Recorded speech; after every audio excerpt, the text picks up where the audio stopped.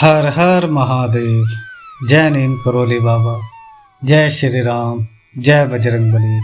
नमस्कार दोस्तों, एक बार फिर से आप सभी का स्वागत है आपके अपने चैनल रिंकी स्टोरीज में। क्या आपको कभी ऐसा महसूस हुआ है कि कोई अनदेखी शक्ति आपको कुछ संकेत देने की कोशिश कर रही है? क्या आपने कभी सपनों में किसी दिव्य पुरुष का दर्शन किया है? क्या आपके साथ बार बार ऐसे चमत्कारी घटना हो रही है जिन्हें आप नहीं समझ पा रहे हैं? अगर ऐसा है तो हो सकता है कि नीम करोली बाबा आपको कोई गुण संदेश भेज रहे हों, एक रहस्य जो आपके जीवन को बदल सकता है। इसलिए आज का यह कर्मांक आप सबके लिए बहुत महत्वपूर्ण है।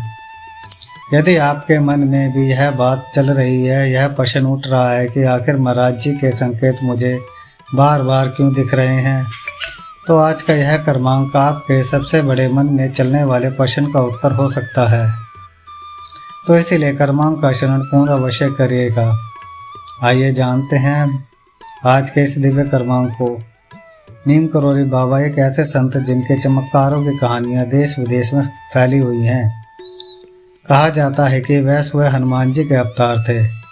उन्होंने अपने जीवन काल में असंख्य भक्तों को जीवन का सही मार्ग दिखाया है और आज भी उनके संकेत हमें मार्गदर्शन दे रहे हैं। पर सवाल यह है कि यह संकेत बार बार आपको ही क्यों मिल रहे हैं? सबसे बड़ा प्रश्न तो यह है, आइए जानते हैं इस प्रश्न की सबसे बड़ी कुत्थी को। संकेतों की भाषा अनोखी होती है। अगर आपको बार बार बाबा नीम करोली जी के दर्शन हो रहे हैं तो इसका अर्थ गहरा है। यह कोई संयोग नहीं है बल्कि एक दिव्य बुलावा है। कई भक्तों ने बताया कि उन्होंने सपनों में बाबा को देखा और उनके जीवन में बड़ा परिवर्तन आया। कुछ ने तो कहा अचानक उनके सामने बाबा जी की तस्वीर या नाम आ गया और उनकी मुश्किलें हल हो गई। क्या आपके साथ भी ऐसा हुआ है? अगर हाँ तो आपको यह समझना होगा कि बाबा आपको क्या कहना चाह रहे हैं। इसी से संबंधित आइए जानते हैं बाबा के 5 गुण संदेश जो कहीं ना कहीं किसी न किसी माध्यम से आपको भी प्राप्त हो रहे होंगे। लेकिन यह प्राप्त होना और इनको प्राप्त करने के बाद जीवन में क्या बदल सकता है, क्या बड़ा परिवर्तन आ सकता है, यह सब कुछ जानेंगे अब इस स्तंभ में।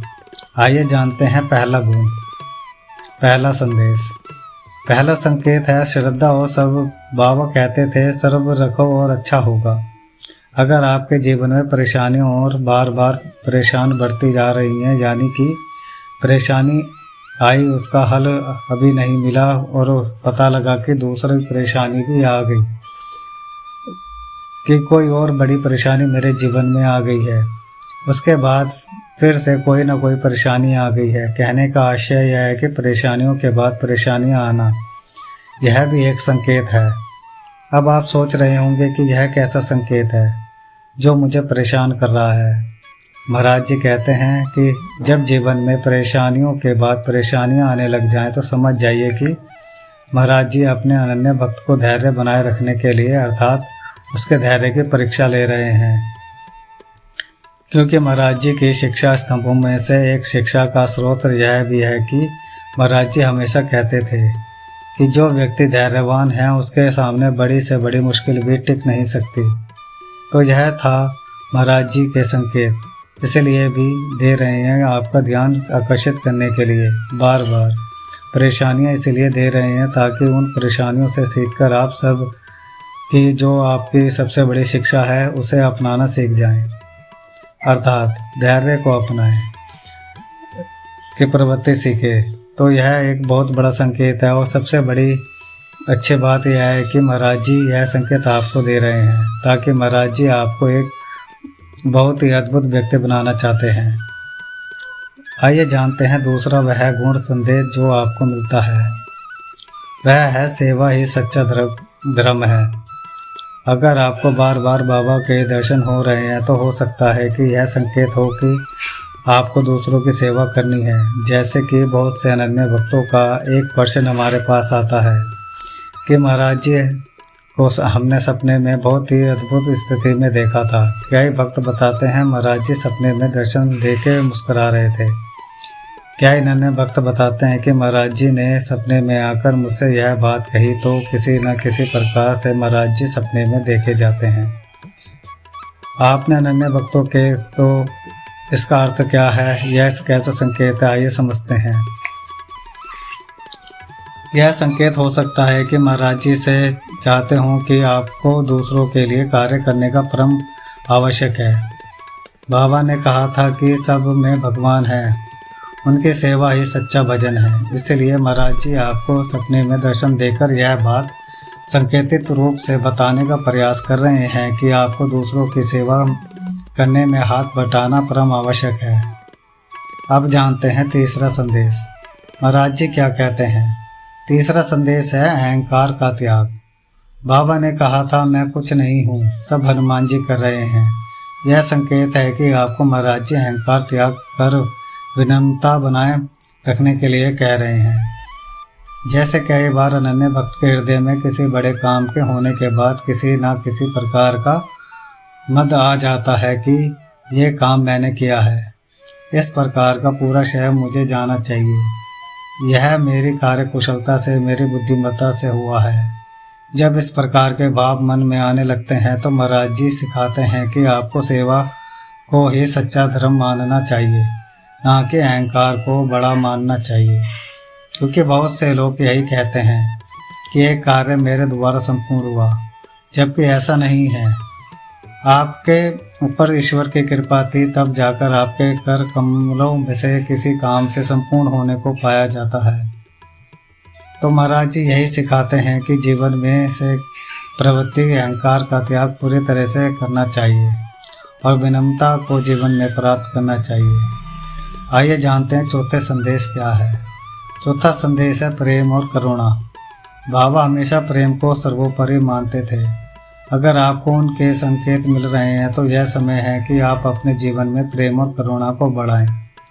बहुत से लोगों के मन में एक बात होती है कि मुझे किसी न किसी प्रकार से, किसी न किसी तरह से सफल होना है, और उस सफलता को प्राप्त करने के चक्कर में बहुत सी गलतियां कर बैठते हैं। तो महाराज जी कहते हैं सफल होना बुरी बात नहीं है, लेकिन इस बात का भी आपको पूरी तरह से ध्यान होना चाहिए कि किसी के हृदय को दुखी करके आप जीवन में सफल ना हो। हर काम को विनम्रता के साथ, प्रेम और करुणा के साथ करते जाएं, तब जाकर आपकी सफलता दीर्घगामी परिणामों को आपके जीवन में लेकर आएगी और आपकी सफलता बहुत लंबे समय तक टिक सकेगी। अगला संदेश महाराज जी क्या सिखाते हैं कि समर्पण और भक्ति। अगर आपके जीवन में बार बार बाबा का नाम आ रहा है और बार बार किसी न किसी प्रकार से महाराज जी के ही गुणगान आपको सुनने को मिल रहे हैं, तो इसका अर्थ है कि आपको अपने मन को भगवान के चरणों में समर्पित करना चाहिए। वे हमेशा कहते थे कि डरो मत, भगवान सब देख रहे हैं। इसलिए महाराज जी कहते हैं कि यदि आप जीवन में ईश्वर का नाम लेकर चलोगे तो पूरे जीवन भर आपको ईश्वर की छत्र छाया और ईश्वर का आशीर्वाद समय समय पर पग पग पर मिलता रहेगा। इसीलिए यह हो रहा है। आपको संकेत मिल रहे हैं कि चारों तरफ बाबा जी की गुणगान, बाबा जी की छवि चित्र, बाबा जी की कथाएं, बाबा जी के धाम की महिमा, यह सब कुछ अगर आपके जीवन में आ रहा है, समझ जाइए महाराज जी आपको क्या संदेश देना चाह रहे हैं। आइए अब जान लेते हैं बाबा के कुछ ऐसे चमत्कार जो कि बाबा बार बार सुनने को मिलते हैं। क्या भक्तों ने बताया कि जब वह बहुत कठिनाई में थे तब बाबा के नाम का स्मरण करते ही उनकी समस्या हल हो गई। अमेरिका में रहने वाले एक व्यक्ति ने बताया कि एक गंभीर बीमारी के दौरान उन्होंने बाबा जी से प्रार्थना की और चमत्कारिक रूप से वह स्वस्थ हो गए।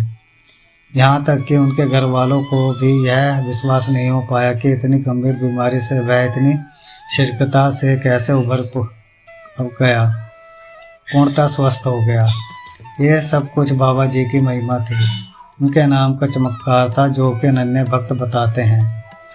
आपने अनुभव में कि किसी महाराज जी के प्रवेश से उनका पूरा जीवन बदल पाया। इसी के साथ साथ भारत में एक परिवार जो आर्थिक तंगी से जूझ रहा था, उसने बाबा जी की तस्वीर के सामने प्रार्थना की और सब कुछ ठीक हो गया और उन्होंने एक ऐसा बड़ा अवसर मिला जिससे कि वह उस बड़ी परेशानी से बाहर निकल जाएं। तो क्या यह सिर्फ एक संयोग है या बाबा की कृपा? अगर आप भी यह वीडियो देख रहे हैं तो समझ जाइए कि यह भी कोई संयोग नहीं है कि आप तक यह वीडियो पहुंचा है। यह बाबा का आशीर्वाद है जो कि आपको इस क्रमांक के समीप लेकर आया, जो कि चाहता है कि महाराज जी की कृपा आप तक भी पहुंचे। अब आइए जान लेते हैं महाराज जी की इस क्रमांक के अंतर्गत अंतिम संदेश के क्या करें। अगर आपको बाबा जी के संकेत मिल रहे हैं तो इसे अनदेखा ना करें। इसका अर्थ है कि आप उनके विशेष भक्तों में से एक हैं। इसलिए तो व्यक्तिगत रूप से महाराज जी की कृपा से यह क्रमांक आप तक पहुंचा है। तो अब से अपने भीतर श्रद्धा भक्ति को बढ़ाइए, हर दिन सेवा प्रेम मार्ग पर चलिए और सबसे ज़रूरी बात, बाबा के नाम का स्मरण करते रहिएगा, क्योंकि जो सच्चे दिल से पुकारेगा बाबा उसकी झोली खुशियों से भर देंगे।